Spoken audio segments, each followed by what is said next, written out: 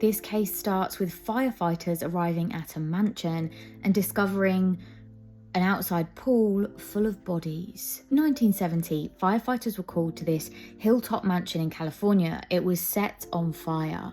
When they reached the back garden, they froze because inside the pool were 5 bodies. Dr. Victor Ota, his wife Virginia, their 2 sons Derek and Taggart, and the secretary Dorothy. The person who killed them believed that these weren't people, not really. They were symbols of greed, of waste, of materialistic things. And so on October 19, 1970, after having watched them through binoculars for weeks, he decided to attack, and he entered their home with a revolver. He dumped each of their bodies in the pool, set the house on fire, used their own cars to block the driveway so they couldn't receive any help.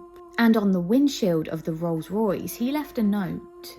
Quote, "World War III begins today. Materialism must die or mankind will."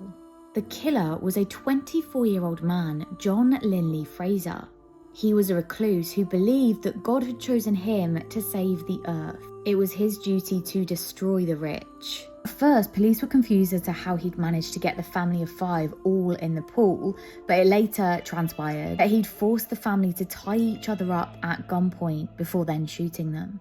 At trial, John had actually shaved half of his head. One half was completely shaven and the other was left pretty normal. He said that represented the fight between good and evil. He was initially sentenced to death in 1971, but California abolished the death penalty in 1972, and so his sentence was commuted to life.